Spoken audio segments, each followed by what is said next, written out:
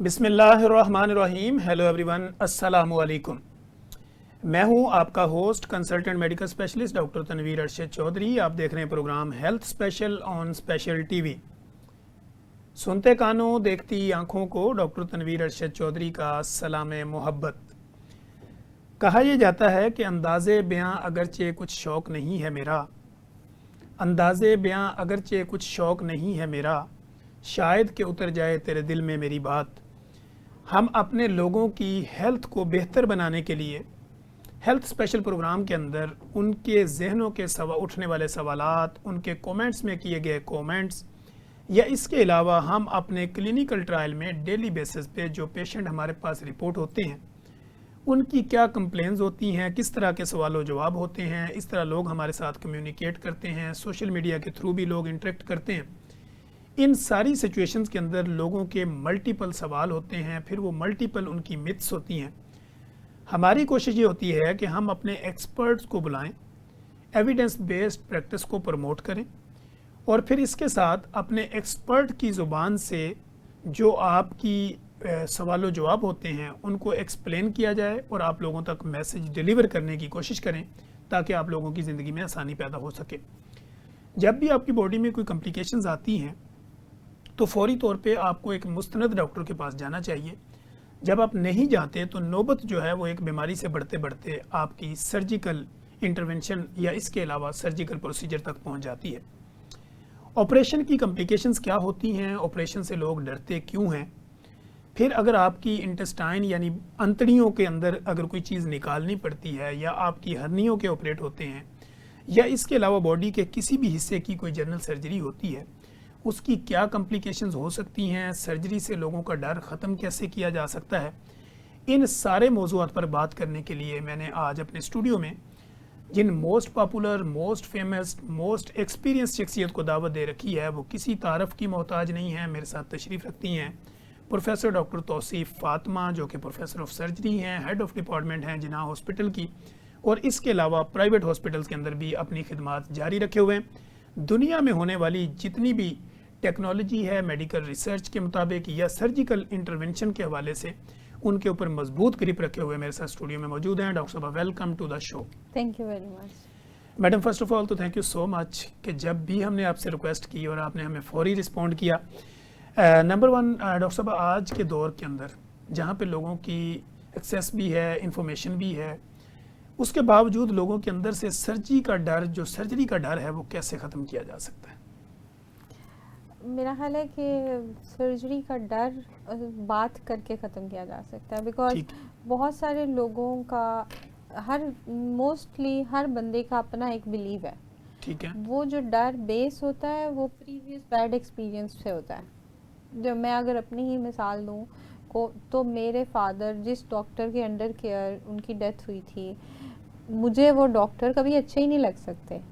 It's a natural phenomena, क्योंकि हमारी एक इमोशनल अटैचमेंट एक लव्ड वन से है, और वो जिस अस्पताल में, जिस डॉक्टर के और जिस कंडीशन में या किसी सर्जरी के बाद डेथ हुई है, तो वो एक कैरी करता है आगे, एंड देन वो fear remain with the person, जो कि मोस्ट ऑफ द टाइम ये ट्रू होता है। दूसरा, बहुत सारे लोगों के अपने मिथ्स एंड बिलीव्स होते हैं जो कि बेस करते हैं, जो उन्होंने अपने बड़ों से, पेरेंट्स से, इर्द से, फैमिली से बात थी, तो वो भी एक फियर होता है। तो जब तक मरीज़ से बैठ के एक अच्छी ओपन गुफ्तगू नहीं होती, उस वक्त तक इसको एड्रेस करना या ये जानना कि इस एक ख़ास बंदे के अंदर क्या वजूहात है, मुश्किल। ठीक हो गया। आप ये समझती हैं कि किसी भी काम के लिए पेशेंट को काउंसल करना, कम्युनिकेट करना, उसको सुनना, ये बहुत ज़रूरी होता है ताकि वो आपकी बात को अंडरस्टैंड भी कर सके। बिल्कुल। ठीक हो गया।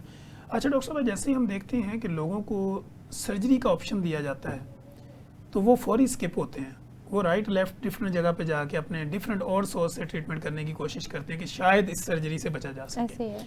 क्या ऐसा करना कॉम्प्लिकेशन क्रिएट कर सकता है? बिल्कुल। मेरा ख्याल है हमें सर्जरी से डरने की बजाय बीमारी से डरना चाहिए। हम ये समझते हैं कि ये बीमारी चूँकि हमें दर्द नहीं दे रही, तो हम उस बीमारी से नहीं डरते, मगर हम सर्जरी से डरते हैं। फियर ऑफ अननोन है, हमें नहीं पता क्या होना है, तो हम डरते रहते हैं, जबकि वो बीमारी ज़्यादा बड़ी है और ज़्यादा प्रॉब्लम कॉज कर सकती है, बजाय इसके कि सर्जरी से डरा जाए। इसके सर्जरी के ऊपर कितनी कॉम्प्लिकेशंस आती हैं और पेशेंट को आने वाले वक्त में कितने नुकसान होते हैं? ये डिपेंड करता है बीमारी क्या है। ठीक है। कुछ बीमारियां ऐसी हैं जिनकी फौरी तौर पे सर्जरी की ज़रूरत होती है, कुछ बीमारियां ऐसी हैं जिनको फौरी तौर पे सर्जरी की ज़रूरत नहीं है। नहीं होती। जिस तरह अब हर्निया है, जो छोटे हर्नियाज हैं, अगर वो बहुत छोटे हैं और प्रॉब्लम भी नहीं कर रहे और मरीज़ को बच्चों की छुट्टियों में कराना चाहता है, कोई हफ्ता 10 दिन बाद कराना चाहता है, कोई मसला नहीं है, वो डिले हो सकती हैं। मगर कुछ बीमारियां ऐसी हैं जिसमें वक्त के साथ साथ कॉम्प्लिकेशन बढ़ जाएंगी। जिस तरह अगर बवासीर है, सिंपल आंतों की अगर हम बात करें, तो वो वक्त के साथ साथ खून ज़्यादा ज़ाया होता रहेगा और कमज़ोरी होती चली जाएगी, मगर एट द एंड अगर वो किसी न किसी फॉर्म की सर्जरी नहीं कराएंगे तो बीमारी वहीं रहेगी। इसी तरह अगर कैंसर है तो फिर उसका एक टाइम लिमिट है कि इस टाइम लिमिट के अंदर नहीं ऑपरेट होगा तो वो वहाँ से दूसरी जगहों पे फैलना शुरू हो जाएगा। हर बीमारी की, और हर्निया है तो हर्निया वक्त के साथ बड़ा भी हो जाएगा, फंस भी सकता है, उसकी ब्लड सप्लाई भी रुक सकती है, तो उसकी एक अपनी कॉम्प्लिकेशन है। पित्ते में पथरियाँ हैं तो पथरी स्लिप होके आगे जाके यरकान कॉज कर सकती है और वो फिर एक बड़ी सर्जरी का रिज़ल्ट होगा, मतलब फिर आपने पित्ते से भी निकलवानी है और आंत से भी निकलवानी है। जो मतलब कटिंग इट शॉर्ट कि अगर तो सिंपल बीमारी है और छोटी बीमारी है और आप प्लान करके जाना चाहते हैं तो बाज़ औक़ात कुछ भी नहीं होता, आप हफ्ता 10 दिन ठहर के, महीना ठहर के भी सर्जरी करा सकते हैं। मगर कुछ बीमारियां जिसमें डॉक्टर कहते हैं कि आप फौरी तौर पे करा लें, उनको जल्दी करा लेना ज़रूरी है, वो वक्त के साथ बढ़ती जाएंगी। ठीक हो गया। मेरी मुराद डॉक्टर साहब ये सारी तमहीद बांधने की वजह ये थी कि आजकल आपने देखा है कि लोगों के अंदर ना डायबिटिक बहुत ज़्यादा पेशेंट हैं, प्री डायबिटिक भी हैं, ओबीज भी हैं, और इस दौरान में हमने देखा कि न्यूरोपैथी डेवलप होती है, फिर उसके साथ गैंग्रीन हो जाती है, और गैंग्रीन जब होती है तो लोग डिफरेंट किस्म की पट्टियाँ, अरक, गुलाब उसके ऊपर डालते हैं, जब उसका एंड होता है तो फिर एम्पुटेशन की तरफ जाना पड़ता है। ऐसे ही है। तो गैंग्रीन की जो सर्जरी होती है वो कितनी कॉम्प्लिकेटेड होती है और लोग उससे डरते क्यों हैं? देखिए, अगर आपका पाँव या हाथ या उंगली या टांग काली हो गई है तो इसका ये मतलब है कि वो डेड है। ठीक है। और कोई भी दुनिया में ऐसी चीज़ अभी ईजाद नहीं हुई जो एक मुर्दा चीज़ को ज़िंदा कर सके। ठीक है।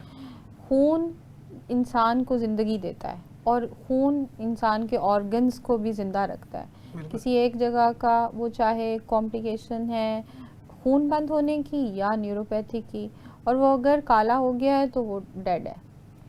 तो आप ये कह रहे थे कि कॉम्प्लिकेशन क्या हो सकती है अगर हम गैंग्रीन नहीं कराएंगे, यानी उसको अगर हम टाइम पे सर्जरी नहीं कराएंगे तो उसमें इन्फेक्शन हो जाएगा। सबसे बड़ी बात, क्यों ये उसी तरह है जिस तरह आप एक गोश्त को फ्रिज में रखने की बजाय बाहर रख दें और उसमें खून भी नहीं है और वक्त के साथ साथ वो गलना सड़ना शुरू हो जाएगा और उसमें नए जरासीम बनना शुरू हो जाएंगे, और वो जरासीम जहाँ से वो ब्लैकिंग ख़त्म हो रही है वहाँ तक जो खून आ रहा है उसके अंदर जाना शुरू हो जाएंगे और आहिस्ता आहिस्ता सारे जिस्म में फैलना शुरू करेंगे, जिनको हम आम ज़बान में सेप्सिस कहते हैं। ठीक है। ये लिम्ब तो यानी टांग तो लूज़ हो गई, मगर ये कॉम्प्लिकेशन में जान भी चली जाने के ख़तरात मौजूद हैं। ठीक हो गया। अच्छा डॉक्टर साहब, लोगों का ये होता है कि अगर मेरी उंगली काली हो गई है या पाँव का एक हिस्सा काला हो गया तो डॉक्टर जो है ना वो उससे ऊपर जाके, नी के ऊपर जाके मुझे काट देते हैं, तो वो लोग इस डर की वजह से सर्जरी नहीं करवाते। तो ये ऊपर तक सर्जरी करने का जो लोगों को अगर हम समझाएं तो कैसे समझाएं? देखिए, अब ये डिपेंड करता है कि अगर सिर्फ उंगली काली हुई है तो टांग नहीं काटते, फिर सिर्फ उंगली काटते हैं। अगर पाँव का अगला हिस्सा, सारी उंगलियां काली हैं तो भी पाँव हील बच सकती है, अगर तो हील बचा ली जाती है। लेकिन अगर हील नहीं बच सकती तो फिर हम मिड टांग इसलिए काटते हैं कि उसके ऊपर प्रोस्थेसिस लगना यानी आर्टिफिशियल लेग लगना आसान होता है। एक स्टैंडर्ड प्रोटोकॉल है कि नंबर 1 हम ये देखते हैं खून कहाँ तक आ रहा है और इन्फेक्शन कहाँ तक फैला हुआ है, उस हिसाब से डिसाइड करते हैं कि यहाँ से कटनी चाहिए। प्लस माइनस थोड़ा हम क्यों करते हैं वो हम प्रोसेसेस के हिसाब से करते हैं। एक स्टैंडर्ड सर्जिकल प्रोसीजर है कि अगर घुटने से नीचे काटनी है तो इतना छोड़ना है ताकि टांग लग सके, घुटने से ऊपर काटनी है तो यहाँ से काटनी है ताकि टांग लग सके। मेन वजह ये होती है। ठीक हो गया।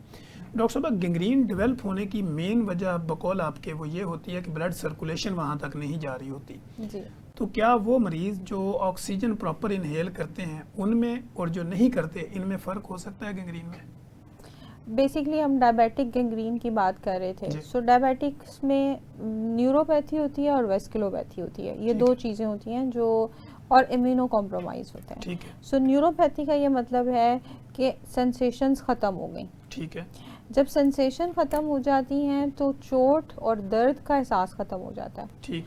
उस चोट और दर्द के एहसास ख़त्म होने की वजह से अगर मुझे और आपको जूते में कांटा लग रहा है या कील लग रहा है तो हमें पता चल जाएगा, लेकिन जिसको दर्द ही नहीं होता पाँव में उसको नहीं पता चलेगा। तो वो आहिस्ता आहिस्ता वहाँ ज़ख़म बनता है, उससे इन्फेक्शन होता है, वो इन्फेक्शन ट्रैवल करता है मसल्स तक और बैक्टीरिया गोश्त को खा जाते हैं और वो डेड होना शुरू हो जाता है या बहुत सेप्टिक होना शुरू हो जाता है।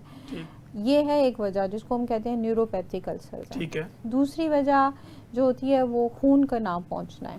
तो ये सिर्फ डायबिटिक्स में नहीं है, ये उन लोगों में भी है जिनका, जो स्मोकर हैं, उन लोगों में भी है जिनका कोलेस्ट्रॉल बहुत ज़्यादा है और खून की नालियाँ तंग हुई हुई हैं, तो और उन लोगों में भी है जिनको दिल की कोई बीमारी है।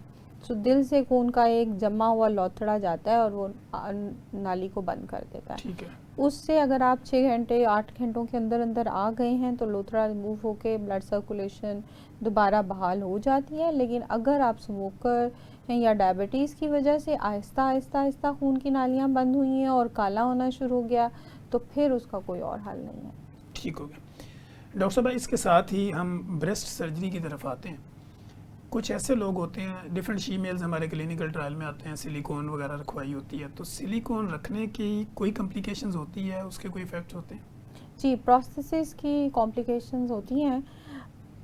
यूजुअली हम जब कैंसर के लिए ब्रेस्ट की सर्जरी करते हैं तो हम रिकंस्ट्रक्शन एडवाइस करते हैं। ठीक। वो रिकंस्ट्रक्शन मरीज़ के अपने जिस्म के कुछ मसल से भी हो सकती है और वो सिलिकॉन से भी हो सकती ठीक है। है। अब अगेन डिपेंड करता है स्टेज क्या है, पेशेंट की विश क्या है और उसके बाद उसको रेडिएशन मिलनी है कि नहीं मिलनी, क्योंकि जब रेडिएशन मिलती है तो इसका कैप्सूल कॉन्ट्रैक्ट करता है सिलिकॉन का।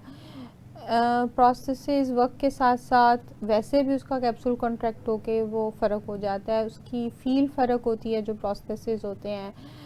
इस तरह से उसकी कॉम्प्लिकेशन मौजूद हैं डेफिनेटली। ठीक हो गया।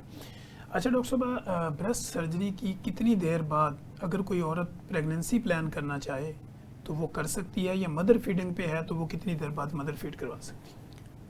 ब्रेस्ट सर्जरी डिपेंड करती है किस किस्म की सर्जरी हुई है, और अगर हमने BCS की है और इमीडिएटली वो ऑलरेडी लैक्टेटिंग मदर है तो हम उसको, अब ये डिपेंड करता है वो किस किस्म की कीमोथेरेपी ले रही है। कीमोथेरेपी की ड्रग्स जो ब्रेस्ट में रिलीज़ होंगी उसके हिसाब से ख़त्म करनी पड़ेंगी, और जो लैक्टेटिंग मदर या प्रेग्नेंट मदर्स में या इमीडिएटली डिलीवरी के बाद जो कैंसर्स होते हैं उसमें फिर कैंसर की टाइप देखनी पड़ेगी। सो ये थोड़ा सा पेशेंट टू पेशेंट वेरिएबल होगा।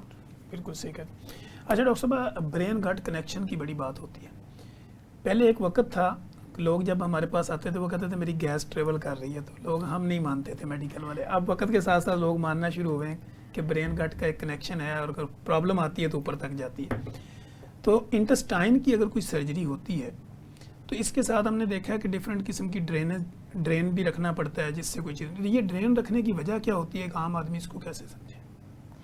जब हम कोई भी इंटेस्टाइनल सर्जरी करते हैं तो जो हिस्सा, ये एक समझेंगे एक बड़ी सी ट्यूब है और कंटिन्यूटी में ट्यूब है, वो ट्यूब हमने काट दी दरम्यान में से जो डिजीज़ थी और फिर जोड़ लगा दिया। ठीक है। सो इस जोड़ से जो एक वजह ड्रेन रखने की होती है कि अगर खुदा ना खास्ता जोड़ से लीक हो, जो सबसे बड़ी, जिससे हम बहुत डरते हैं, जिसके नतीजे बहुत ज़्यादा हैं, सो वो उससे लीक है। ठीक है। अगरचे सर्जन आपस में हमेशा कहते हैं ड्रेन्स नेवर ड्रेन, सो अब वक्त के साथ साथ ड्रेन का कॉन्सेप्ट कम हो गया है, हो भी जाना चाहिए, बिकॉज बाजू का ड्रेन भी पड़ा होता है लेकिन वो सुराख बंद होते हैं तो ड्रेन कुछ नहीं करता। देयर आर अदर थिंग्स जो हमें हेल्प कर सकती हैं कि लीक है कि नहीं है, मगर एक रखने की वजह उस लीक को जल्दी डिटेक्ट करना है या उस लीक का अंदर इकट्ठा होने की बजाय उस ड्रेन से बाहर आना है। दूसरी मेन वजह यह है कि जब हम बड़ी बड़ी डिसेक्शंस करते हैं तो जो रॉ एरिया बनता है उससे सफ़ेद खून, जिसको हम प्लाज्मा या सीरस फ्लूइड कहते हैं, जी। वो निकलता है, और हम ये चाहते हैं कि वो पेट में इकट्ठा होने की बजाय बाहर आ जाए। ठीक है। बहुत कम ये होता है कि हमें ये डर होता है कि कहीं पेशेंट ब्लीड ना करे, और ये ड्रेन रखने की कोई वजह नहीं है कि हम सिर्फ ब्लड को डिटेक्ट करने के लिए रख दें, मगर ड्रेन कंसीडर होता है कि हमारी तीसरी आंख है जो अंदर पड़ी देख रही है कि क्या हो रहा है क्या नहीं हो रहा। ठीक हो गया। अच्छा डॉक्टर साहब, एक पेशेंट हमारे क्लिनिकल ट्रायल में था पिछले दिनों में, तो वो कह रहा था कि मुझे 10 साल हो गए हैं, मेरा स्टूल वाला जो रास्ता था ना वो वहाँ से स्टूल नहीं आ रहा था, तो लिहाजा मुझे अलग से एक स्टूल की थैली लगी हुई है। तो ये क्या ऐसी चीज़ होती है कि जब हमें वो स्टूल वाला रास्ता प्रॉपर नहीं होता और दूसरे रास्ते से स्टूल पास करवाना पड़ता है? पेशेंट की एज क्या है? Patient 45 years. और ये मतलब 45 साल शुरू कब हुआ, बचपन से था? नहीं, वो कहता 10 एक साल 10 ड्राइविंग करता था, उस दौरान में कोई बंद हुआ स्टूल। नीचे देखना पड़ेगा उसको, यूजुअली नीचे ग्रोथ होती है, कैंसर होता है जिसकी वजह से बंद होता है, तो पीछे रास्ता बनाया जाता है। एडल्ट्स में तो सिवाय इसके कि नीचे कोई ऐसी चीज़ बन गई है जो स्टूल पास नहीं होने दे रही, और वो यूजुअली ग्रोथ होती है और कैंसर होता है। बच्चों में है ऐसी जगह कि एनल कैनाल बनी ना हो, नीचे जगह बनी ना हो, और वो एक बिल्कुल अलग है। मगर एडल्ट्स में अगर नीचे स्टूल नहीं आ रहा तो उसकी मेन वजह यह है कि नीचे ग्रोथ है, और अगर वो किसी और इस तरह की एक्टिविटी में नहीं इन्वॉल्व जिससे सेक्सुअली ट्रांसमिटेड डिजीज़ हो सकती हैं या स्ट्रक्चर्स बन सकते हैं, तो फिर मोस्ट लाइकली नीचे कैंसर होगा। ठीक हो गया। अच्छा डॉक्टर साहब, दूसरा अब हम पाइल्स के ऊपर बात करते हैं। बवासीर आजकल बड़ी बढ़ती जा रही है लोगों के अंदर, क्योंकि बेसिकली अगर रूट काज देखें तो ज़्यादातर लोगों को कॉन्स्टिपेशन होती है। जब भी हम किसी पेशेंट की हिस्ट्री लेते हैं तो उसको 8-8 दिन पखाना नहीं आ रहा होता, या उसका जो खाने का स्टाइल होता है वो ठीक नहीं होता। तो इंटेस्टाइन की सर्जरी के अंदर जो हम करते हैं तो इसकी क्या कॉम्प्लिकेशंस आ सकती हैं अगर कोई आंतड़ियों की सर्जरी होती है किसी टाइप की? बवासीर की सर्जरी या आंतड़ियों की सर्जरी? आंतड़ियों की पहले हम बात करेंगे, फिर बवासीर पे आते हैं। सो आंतड़ियों की सर्जरी, अगेन जो मेन हम आंतड़ियों की सर्जरी करते हैं वो कैंसर के लिए हो सकती है या किसी बिनाइन। अच्छा, नंबर 1 जो सबसे कॉमन है वो टाइफाइड है। टाइफाइड परफोरेशन की सर्जरी होती है। पेशेंट को बुखार चढ़ता है, पेट में दर्द होता है, बड़ा पेशाब बंद होता है, वो हॉस्पिटल आता है। सो बुखार, पेट में दर्द, पेट का फूला हुआ होना, और कुछ और ब्लड टेस्ट करा के हमें ये पता चलता है कि ये शायद इंटेरिक फीवर है, टाइफाइड फीवर है, जिसने आंतों की स्वेलिंग की, और जब स्वेलिंग हुई तो वहाँ पे एक जगह पे सुराख हो जाता है, जिसकी वजह से जो स्टूल है वो पेट के अंदर इकट्ठा होता है। उसमें हम सारा एब्डोमेन वॉश करते हैं और स्टूल की जगह थोड़े अरसे के लिए ऊपर एब्डोमेन में बना देते हैं, ऊपर वाली जगह पे डाइवर्ट कर देते हैं। कॉम्प्लिकेशन चूँकि ऑलरेडी इन्फेक्टेड है तो deep side infections, wound side infection और हो सकते हैं, मगर लीक नहीं होता, बिकॉज इस तरह जब आंतें इतनी सूजी हुई हैं तो हम जोड़ नहीं लगाते, उसको बाहर ले आ देते हैं। दूसरा आंतों की बहुत कॉमन है टीबी, जिससे बड़ा डर लगता है हमें। जी नाजरीन, कहीं मत जाइएगा, हमारे साथ रहिएगा। यहीं पे वक्त हुआ एक ब्रेक का। ब्रेक के बाद जब हम आएंगे तो प्रोफेसर डॉक्टर तौसीफ फातिमा हमारे साथ मौजूद होंगी। हम अपनी गुफ्तगू का आगाज़ यहीं से करेंगे। वेलकम बैक नाजरीन, आप देख रहे हैं हेल्थ स्पेशल प्रोग्राम, और आज हमारी जो गेस्ट यहाँ पे मौजूद हैं प्रोफेसर डॉक्टर तौसीफ फातिमा हमारे साथ मौजूद हैं, प्रोफेसर ऑफ सर्जरी हैं। हम इनके साथ कोशिश कर रहे हैं कि ऐसे सवालात डिफरेंट एंगल्स के साथ उनके सामने रख रहे हैं ताकि आप लोगों को समझने में आसानी हो। जी डॉक्टर साहब, कैरी ऑन कीजिएगा, जैसे इंटेस्टाइन की सर्जरी की बात। जी, सो अब टीबी की बात कर रहे थे। टीबी में चूँकि सारी गट जगह जगह से इन्फ्लेम्ड होती है, तो यहाँ पे आके ना कुछ चीज़ें आती होती हैं जिनसे आगे इंसान की शायद लिमिट्स नहीं होती। अगर बहुत मिलरी टीबी हो तो फिर सर्जन्स, चूँकि पहले नहीं पता होता ना पेशेंट को ना डॉक्टर को, और कोई ऐसे टेस्ट अभी तक मौजूद नहीं है, ये सब big area for research also कि हम किस तरह एब्डोमिनल टीबी को बगैर ऑपरेट किए पहले आइडेंटिफाई कर सकते हैं। उसमें अगेन सर्जिकल साइड इन्फेक्शन बहुत कॉमन है। अगर जोड़ लगाएं या स्टिक्सोप्लास्टी करें उसके लीक होने के चांसेस बहुत ज़्यादा हैं, या आंत की जो बिल्कुल मैदे के साथ वाली ऊपर वाली आंत होती है उससे हाई आउटपुट फिस्टुलास बन जाते हैं। अगर इवन इलियोस्टमी भी करें तो इलेक्ट्रोलाइट इम्बैलेंसेस हो सकते हैं। सो ये हो गया इन्फेक्शन जो मेनली 2 हमारे यहाँ बहुत कॉमन है। फिर जो कैंसर की सर्जरी है उसमें सबसे जो बड़ा डर होता है वो उस जोड़ के लीक होने का होता है। दूसरा डर ये होता है कि कोई कैंसर के ज़रात या लिम्फ नोड्स की यील्ड पूरी हो जाए, निकल आए। और बवासीर की सर्जरी मेरा ख्याल हम अलग बात जी, करेंगे। पाइल्स की डॉक्टर साहब जब होती है, पाइल्स की सर्जरी की ज़रूरत कब पेश आती है? देखिए, पाइल्स क्या होते हैं, जो हम आम ज़बान में कहते हैं हेमराइड्स होते हैं, जिनको हम मेडिकल टर्म में कहते हैं। हेमराइड्स एक खून की फूली हुई नालियाँ होती हैं। वो खून की नालियाँ हर किसी में मौजूद है, मगर जो लो फाइबर डाइट खाते हैं उनमें वो ज़रा सूज जाती हैं, और जब भी स्टूल पास करते हैं वहाँ ट्रॉमा होता है और उससे ब्लड आता है। सो अगर आपको पेनलेस ब्लीडिंग हो रही है बड़े पेशाब के साथ, तो इसका मतलब है पेशेंट को मोस्ट लाइकली पाइल होगा। कैंसर भी हो सकता है, मगर अगर बिनाइन की बात करें तो मोस्ट ऑफ द पीपल को पाइल्स होते हैं।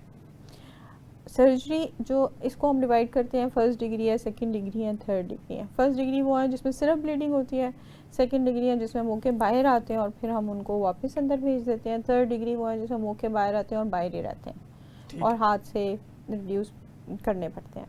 सो जो फर्स्ट डिग्री है उनमें हम इंजेक्शन लगा के उन खून की नालियों को सुकेड़ सकते हैं, ब्लीडिंग रुक जाती है और पेशेंट ठीक हो जाता है। जो सेकेंड डिग्री है उनमें हम बैंड्स लगा सकते हैं। वो बैंड उस खून की नाली का गला घोंट देता है और वो झड़ जाती है और खून आना बंद हो जाता है। जो थर्ड डिग्री है उसके लिए मोस्ट लाइकली हमें सर्जरी ऑफ़र करनी चाहिए। सेकेंड डिग्री में भी सर्जरी हो सकती है, मगर वो पेशेंट जो ब्लीडिंग के साथ प्रेजेंट करता है उनको सर्जरी करा लेनी चाहिए। ठीक हो गया। डॉक्टर साहब, अगर ये सर्जरी हो जाती है और अगर पेशेंट अपना लाइफस्टाइल चेंज नहीं करता तो क्या दोबारा होने के चांसेस होते हैं? जी बिल्कुल, क्योंकि ये खून की नालियाँ हैं और ऑल अराउंड एनल कैनाल पड़ी हुई होती हैं। सारी की सारी नहीं निकालते हैं हम, वो निकालते हैं जो सूजी हुई होती हैं। और अगर बहुत ज़्यादा सूजी हुई हो तो भी हम सारी नहीं निकाल सकते, वरना ये जगह तंग हो जाए। तो इसलिए अगर कुछ निकाली हैं तो भी बाकी की फूल सकती हैं, और अगर आपने 3, 7, 11 तीनों निकाल दी हैं तो भी सेकेंडरी हेमराइड्स हो सकते हैं अगर पेशेंट अपनी लाइफस्टाइल चेंज नहीं करता। ठीक हो गया। तो डॉक्टर साहब, जैसे कि हम बात कर रहे थे पाइल्स की, और इसके साथ जैसे फिशर है, या आगे लोग ये समझते हैं कि मुझे इस तरह का हो गया कि बैठने उठने में बहुत ज़्यादा तकलीफ हो रही होती है, तो फिशर बनने की वजूहात क्या होती हैं? देखिए, जो एक कॉन्सेप्ट ये है कि फिशर सिर्फ उन लोगों को बनता है जिनको कॉन्स्टिपेशन है। ये ट्रू है, कॉन्स्टिपेशन से बन सकता है। बहुत हार्ड स्टूल है, बहुत डाइटिंग जो ख़वातीन करती हैं उनमें बन जाता है। डायरिया होने से भी फिशर बन जाता है। अगर बार बार स्टूल पास हो रहे हैं, इरिटेबल बाउल है, तो भी फिशर बन जाता है। मगर जो सबसे ज़्यादा कॉमन है वो प्रेगनेंसी से रिलेटेड है। पेल्विक प्रेशर बढ़ता है, कॉन्स्टिपेशन होती है और फिशर बन जाता है। इडियोपैथिक भी होता है, कोई वजह नहीं होती, ना कॉन्स्टिपेशन है ना डायरिया है, फिर भी फिशर बना हुआ है। ठीक हो गया। तो डॉक्टर साहब, जैसे कि हमने पित्ते में पथरी की बात की थी, लोगों का ये ख्याल होता है कि जब हम उनको अपने क्लिनिकल ट्रायल में ये बात समझाने की कोशिश करते हैं कि पित्ते का क्या रोल है और लिवर का क्या रोल है और आपके मैदे का क्या रोल है, तो वो कहते हैं डॉक्टर साहब अगर मैं सर्जरी ना कराऊं तो इसके क्या नुकसान हैं? देखिए, एक बात कंफर्म है कि अगर पित्ते की पथरी आपको दर्द कर रही है तो उसकी सर्जरी करा लेनी चाहिए, और कोई हल नहीं है इसका। ना कराऊं तो जो छोटे छोटे पत्थर होते हैं वो पित्ते की नाली से, जिगर की नाली से होते हुए जिगर की नाली को ब्लॉक कर सकते हैं। ठीक है। जिसके नतीजे में यरकान हो जाता है, और फिर मुंह से नाली डाल के उन स्टोन को निकालने का एक तरीका है, और अगर वो फेल हो जाए तो फिर वो नाली खोल के उसमें से स्टोन निकालना पड़ता है। दूसरा जो बहुत डिज़ास्टर्स कॉम्प्लिकेशन होती है कि वो नीचे जाके उस जगह पे फंस जाए जहाँ पे लबलबे की सिक्रीशंस आ रही हैं। अब लबलबे की सिक्रीशंस गोश्त को हज़म करने के लिए अल्लाह पाक ने बनाई हैं। जब वो नाली जिससे मैदे में आनी थी, छोटी आंत में आनी थी सिक्रीशन, वो बंद हुई तो लबलबा फूलना शुरू हो गया, और वो सिक्रीशन जो डिडिनम में आनी थी वो पेट में जाना शुरू हो गई, जिसके नतीजे में आपका पेट का गोश्त हज़म होना शुरू हो जाता है। ठीक है। और ये इंतहाई, अगर ये सवेयर हो तो इसकी मोर्टेलिटी बहुत हाई है। ठीक है। सो ये कॉम्प्लिकेशन इतनी डिज़ास्टरस हैं कि बहुत कॉमन नहीं है अगरचा, मगर इतनी डिज़ास्टरस हैं कि जिन लोगों को होती हैं फिर उनको ट्रीटमेंट और लंबे, उसे बहुत आसान है कि आप इलेक्टिव लिस्ट पे एक अपने पित्ते का रिमूवल करा लें, जिसका कोई इफ़ेक्ट नहीं है बाद में आपकी सेहत पे। ठीक हो गया। अच्छा डॉक्टर साहब, कुछ लोगों का हमने देखा है कि उनके फेफड़ों में पानी जमा हो जाता है, कुछ लोगों का हमने देखा है कि हेपेटाइटिस की वजह से उनके जिगर और पेट के इर्द गिर्द पानी जमा हो जाता है। अगर ये इस तरह का कोई पानी उनके पेट में जमा हो जाए तो वो निकालने के साथ उनको सर्जरी की भी ज़रूरत पड़ सकती है? जी, अगर पोर्टल हाइपरटेंशन है तो कुछ शंटिंग प्रोसीजर्स होते थे, मगर अब मेडिकल इतनी ज़्यादा एडवांस हो गई है कि जो पेशेंट्स ऐसे होते हैं जिनमें पेट में पानी है और जिगर इतना फेल हो चुका है, वो हम उनकी सिम्टम्स रिलीव करने के लिए पेट से पानी तो निकालते हैं, मगर डिपेंड करता है, अगर वो जिगर फेल होने से पानी इकट्ठा हुआ है तो फिर उसकी कोई सर्जरी नहीं है, सिर्फ उसके सिम्टम्स रिलीव करने के लिए हम पानी निकाल सकते हैं। ठीक हो गया। डॉक्टर साहब, दूसरा हमने ये देखा है कि अक्सर लोगों के नेल की शेव ख़राब हो जाती है। ओके। ठीक है, और वो बार बार उनको सर्जरी के पास जाना पड़ता है, नेल निकालना पड़ता है, उसकी शेप सेट करानी पड़ती है, तो इसका क्या ऐसा तरीका किया जाए कि उनकी नेल की शेप भी सही रहे और सर्जरी से भी बचा जा सके? सो इन ग्रोइंग टो नेल है जो पाँव की उंगली में हो जाता है, जी। उसका सबसे बड़ा तरीका ये है कि नाखूनों को चांद बना के ना काटा जाए। ठीक है। जब चांद बना के काटते हैं तो उसका कोना आपके मांस के अंदर रह जाता एम्बेड होना शुरू हो जाता है, और जब एम्बेड होता है वहाँ ट्रॉमा होता है, वो बार बार इन्फेक्ट करता है। सो उसका हल ये है कि स्ट्रेट नेल काटा जाए जिन लोगों को है, और अगर थोड़ा सा चांद बनाना भी है तो थोड़ा सा कच्चा नाखून छोड़ के फिर बनाया जाए ताकि वो आपकी जिल्द के अंदर एम्बेड ना हो। ठीक हो गया। डॉक्टर साहब, बेशुमार ऐसी फीमेल्स जो है वो क्लिनिकल ट्रायल में रिपोर्ट होती हैं कि जिनको बार बार PCOS, PCOD, सिस्ट और फेब्राइड और इस तरह के इश्यूज होते हैं। क्या सर्जिकल रिमूवल के साथ इनको क्या एहतियात करनी चाहिए कि ये चीज़ें बार बार ना हो? जो ओवेरियन सिस्ट हैं, अगर वो बिनाइन हैं तो वो यंग फीमेल्स में बनती हैं और ख़ुद ही ख़त्म हो जाती हैं। ठीक है। लेकिन जब वो सिम्टम्स करती हैं और वक्त के साथ बड़ी हो जाती हैं या प्रेशर इफ़ेक्ट होते हैं तो उनकी सर्जरी होती है। मेरा ये ख्याल है कि अगर अर्ली मैरिजेस हों और मल्टीपल प्रेगनेंसीज हों तो हार्मोन आपके बैलेंस में रहते हैं, जिसकी वजह से ये पैथोलॉजीज़ कम होती हैं। मगर बहुत सारे पेशेंट्स में ये इडियोपैथिक हैं, सो कोई ऐसा हार्ड एंड फास्ट रूल नहीं है कि हम ये करेंगे तो शायद ये नहीं बनेंगी, मगर प्रेगनेंसीज मल्टीपल इससे आप प्रिवेंट कर सकते हैं। ठीक हो गया। डॉक्टर साहब, सम टाइम यूट्रस रिमूव करनी पड़ जाती है, हिस्टेक्टमी करानी पड़ जाती है पेशेंट की, तो क्या इसकी कॉम्प्लिकेशंस क्या होती हैं और निकालने का तरीका क्या होता है? हिस्टेक्टमी बड़े आसानी से लेप्रोस्कोपिक हो सकती है, कैमरे से निकल जाती है। अगर बहुत ओल्ड एज है और यूट्रस प्रोलैप्स हुआ है तो गायनी वाले पर वजाइनल हिस्टेक्टमी भी कर सकते हैं, जिसमें कोई भी इंसिजन नहीं आता। वो मेरी फील्ड नहीं है, मगर लेप्रोस्कोपिक हिस्टेक्टमी गायनोकोलॉजिस्ट भी करते हैं और सर्जन भी करते हैं, अगरचे ये सब फील्ड ऑफ गायनोकोलॉजिस्ट। अगेन एक तरीका ये है कि हम कैमरे से निकाल दें, जिसमें 3 से 4 छोटे छोटे कट आते हैं, और दूसरा तरीका ये है कि हम चीरा दे के उससे निकाल दें। सो गायनी और यूट्रस बचाया भी जा सकता है। अगर फाइब्रॉइड है, यंग पेशेंट है और वो चाहते हैं कि आगे प्रेगनेंसी और यूट्रस नहीं रिमूव करना, तो सिर्फ फाइब्रॉइड भी निकाला जा सकता है। ठीक हो गया। डॉक्टर साहब, जैसे कि मैंने आपको बताया कि पूरी दुनिया में अगर आजकल हम देखें तो ओबेसिटी का रेट बहुत बढ़ता जा रहा है, लोग बहुत मोटे हैं, और पहले जो होता था कि लोग गोलू मोलू बच्चों को पसंद करते थे, अब वो कहते हैं कि नहीं, स्लिम स्मार्ट बच्चा होना चाहिए। तो डॉक्टर साहब, मोटापे की सर्जरी की क्या टाइप्स होती हैं और क्या ये सर्जरी करवानी चाहिए मोटापा ख़त्म करने के लिए? ज़रूर करानी चाहिए अगर मॉर्बिडली ओबीस है और साथ में बहुत सारी डिजीज़ हैं। शुगर कंट्रोल हो जाती है, ब्लड प्रेशर ठीक हो जाता है, कोलेस्ट्रॉल बेहतर हो जाता है, जोड़ों का दर्द बेहतर हो जाता है, उठना बैठना चलना फिरना आसान हो जाता है।